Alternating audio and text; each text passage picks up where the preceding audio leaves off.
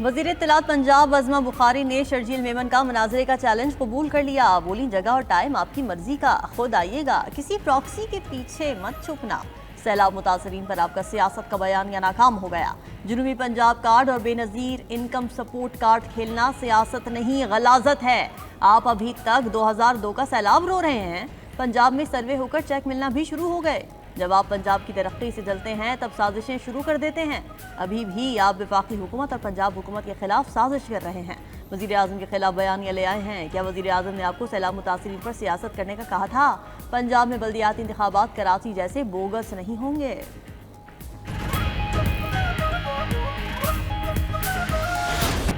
پاکستان اور ملائیشیا کے تعلقات میں نئے باب کا آغاز۔ وزیر اعظم شہباز شریف 3 روزہ دورے پر کوالالمپور کے لیے روانہ۔ نائب وزیر اعظم اسحاق ڈار، وزیر اطلاعات عطا تارڑ، معاون خصوصی طارق فاطمی بھی وزیر اعظم کے ہمراہ ہیں۔ شہباز شریف کی ملیشین ہم منصب انور ابراہیم سے ملاقات ہوگی۔ دو طرفہ تعلقات اور علاقائی و عالمی امور پر تبادلہ خیال ہوگا۔ باہمی تجارت، آئی ٹی، حلال انڈسٹری اور تعلیم کے شعبوں میں تعاون مزید بڑھانے پر بات ہوگی۔ ملاقاتوں میں غزہ کی صورتحال بھی زیر غور آئے گی۔ شہباز شریف نے ایکس پیغام میں کہا، ملیشین وزیر اعظم کی دعوت پر ملیشیا کا سرکاری دورہ کر رہا ہوں۔ ملاقاتوں میں اہم عالمی اور علاقائی امور پر بات ہوگی۔ پاکستان ملیشیا کے تعلقات فروغ پاتے رہیں گے۔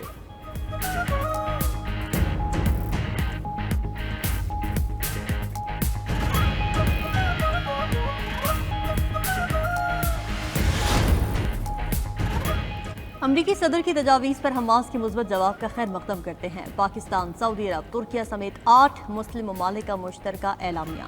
ڈونلڈ ٹرمپ کے اسرائیل کو فوری طور پر بمباری بند کرنے کا کہنے کا بھی خیر مقدم کیا گیا۔ تمام ممالک کے وزرائے خارجہ نے خطے میں امن کے قیام کے لیے ٹرمپ کے عزم کو سراہا۔ قیدیوں کے تبادلے کے معاہدے پر عمل درآمد شروع ہونے کے لیے پرامید پیش رفت جنگ بندی کے حصول میں مثبت ثابت ہوگی۔ اعلامیے میں تجویز پر عمل درآمد کے طریقہ کار پر جلد از جلد اتفاق کرنے کی ضرورت پر زور۔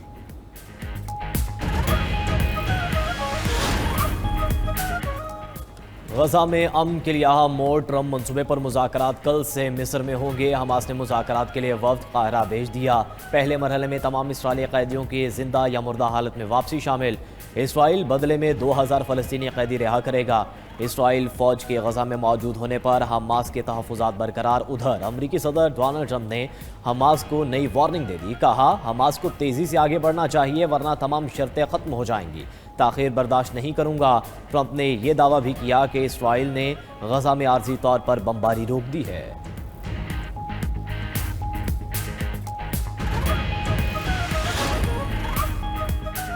سمود فلوٹیلا میں سوار پاکستانیوں کی باحفاظت واپسی کے لیے سرگرم عمل ہیں۔ ترجمان دفتر خارجہ کی وضاحت بیان میں کہا، غزہ کے لیے جانے والے فلوٹیلا میں سوار پاکستانیوں کی واپسی اور سلامتی اہم ترجیح ہے۔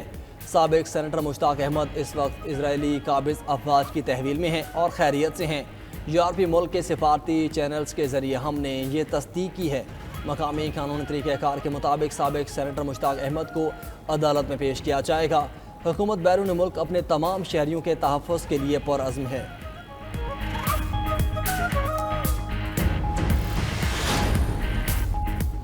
اسرائیل نے گلوبل سمود فلوٹیلا کے مزید 137 ارکان کو ملک بدر کر دیا۔ تمام افراد ترکیہ پہنچ گئے۔ ایئرپورٹ پر شاندار استقبال کیا گیا۔ فلوٹیلا کے 450 سماجی کارکن اب بھی اسرائیلی حراست میں موجود ہیں۔ رہائی پانے والوں نے اسرائیلی فورسز کے مظالم سنا دیے۔ ترک صحافی ارسن سالک نے کہا کہ فلوٹیلا کی زیر حراست کارکنان پر اسرائیلی فورسز تشدد اور بدسلوکی کر رہی ہیں۔ سماجی کارکن گریٹا تھنبرگ کو تشدد کر کے زمین پر گھسیٹا گیا۔ زبردستی اسرائیلی پرچم چومنے پر مجبور کیا گیا۔ ہمیں 2 روز تک سونے نہیں دیا گیا۔ ہر 2 گھنٹے بعد تشدد کا نشانہ بنایا جاتا۔ خاتون کارکن نے کہا کہ اسرائیلی فوجیوں نے چادریں چھین لی۔ 3 دن تک بھوکا رکھا گیا۔ بھارت نے جارحیت کی دوبارہ کوشش کی تو سکور 6-0 سے کہیں بہتر ہوگا۔ اس بار بھارت اپنے طیاروں کے ملبے میں دفن ہوگا۔ وزیر دفاع خواجہ آصف کا ایکس پر بیان، کہا، بھارتی فوجی اور سیاسی قیادت کے بیانات خاک میں ملی اپنی ساکھ بحال کرنے کی ناکام کوشش ہے۔ پاکستان اللہ کے نام پر بنی ریاست ہے۔ ہمارے محافظ اللہ کے سپاہی ہیں۔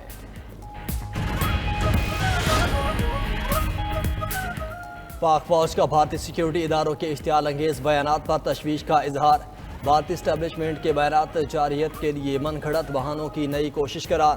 بھارتی سیکیورٹی اسٹیبلشمنٹ کی حرزت سرائی پر ISPR نے واضح کر دیا کہ بھارت نے کوئی ایڈونچر کیا تو تباہ کن جواب دیں گے، لڑائی چھڑی تو پاکستان پیچھے نہیں رہے گا، پوری قوت اور پختہ عزم کے ساتھ بغیر ہچکچاہٹ کے بغیر جواب دیں گے۔ لگتا ہے کہ بھارت نے اپنے لڑاکا طیاروں کی تباہی اور پاکستان کے طویل فاصلے کے حملوں کو بھلا دیا ہے، اجتماعی بھول کا شکار ہو کر نئے تصادم کی خواہش میں مبتلا دکھائی دیتا ہے۔ پاک فوج دشمن کے ہر کونے تک حملہ کرنے کی صلاحیت رکھتی ہے، اب ہم جغرافیائی تحفظ کی دیمالائی سوچ کو توڑ دیں گے۔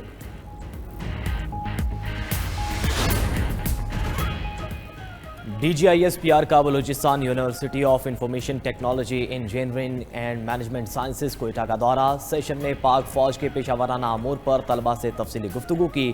نشست میں سوالات و جوابات کے دوران پاک فوج کی کارکردگی اور کامیابی پر روشنی ڈالی گئی۔ فیکلٹی اور طالبات کی جانب سے سیشن کو خوشائند قرار دیا گیا، مزید سیشنز کی خواہش کا اظہار کیا گیا۔ طلبہ نے اس موقع پر اپنے خیالات کا اظہار کرتے ہوئے کہا کہ آج کے انٹریکٹیو سیشن میں ہمارے سوالات کے تفصیلی جوابات دیے گئے اور بہت سارے بہام دور ہو گئے۔ طلبہ نے مارکہ حق میں پاک فوج کی کامیابی پر خراج تحسین پیش کیا۔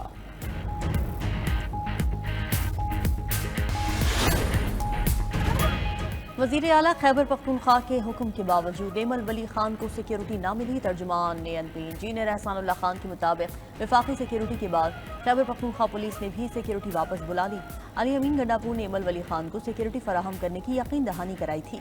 سیکیورٹی واپس بلانے سے لگتا ہے کہ وزیر اعلیٰ KP IG پولیس کے سامنے بے بس ہیں۔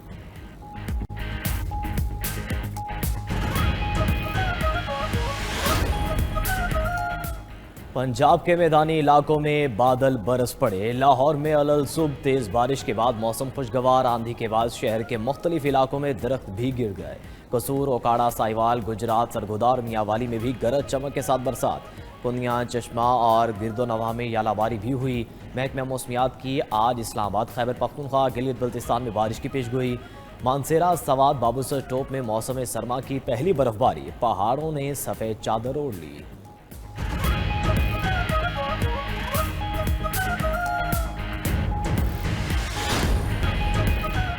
جلال پور پیروالا میں موٹر وے M5 23ویں روز بھی ٹریفک کے لیے بند، شگاف کو پر کرنے کے لیے ٹیمیں مصروف۔ موٹر وے انتظامیہ کے مطابق موٹر وے کی بحالی میں مزید 10 روز لگ سکتے ہیں۔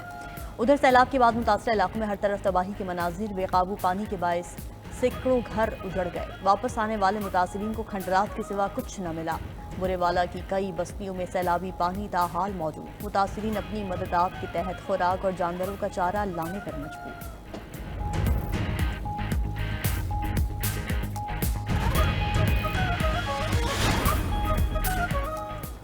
منگلا ڈیم میں پانی کی سطح انتہائی بلند، قریبی علاقے پوٹھا بیسنی میں زمین سرکنے لگی۔ 15 سے زائد مکانات زمین بوس، کئی گھروں میں دراڑیں پڑ گئیں، رہنے کے قابل نہ رہے۔ گاؤں کے مرکزی سڑک بھی ٹوٹ پھوٹ کا شکار۔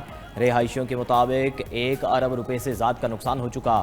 مقامی آبادی اپنی مدد آپ کے تحت محفوظ مقامات پر منتقل۔ متاثرہ گھروں کے زیادہ تر مکین برطانیہ میں آباد ہیں۔ کمشنر میرپور ڈویژن مختار حسین کا متاثرہ علاقے کا دورہ، بولے گاؤں کی زمین سرکنے کے باعث مکانات زمین بوس ہوئے، سڑک کی فوری تعمیر کے احکامات جاری کر دیے۔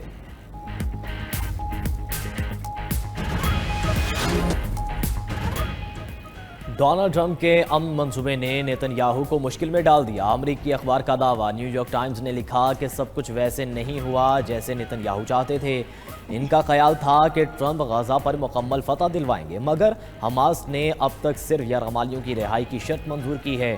اسرائیلی وزیر اعظم اب اندرونی دباؤ اور بین الاقوامی سفارتی پیچیدگیوں کے درمیان پھنس چکے ہیں۔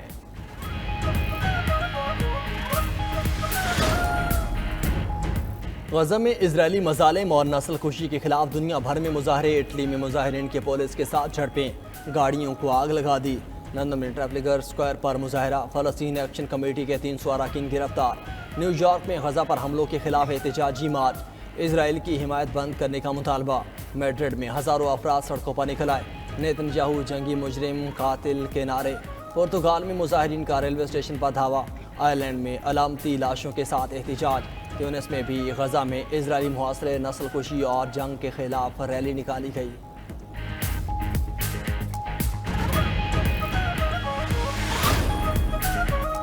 भारतीय रियासत मगरबी बंगाल में शदीद बारिश और लैंडस्लाइडिंग से 17 अफराद हलाक। लैंडस्लाइडिंग के बायस दार्जिलिंग का ज़मीनी राब्ता मुनक़ता। सिक्किम जाने वाले मरकजी शाहराह भी तबाह हो गई। उधर नेपाल में शदीद बारिशों के बायस सैलाबी सूरत हाल, अमवात 47 हो गई। रहायशी इलाके डूबे हैं, मुतादिद सड़कें बंद हैं। बारिशों का सिलसिला मजीद चंद रोज़ जारी रहने का इम्कान है।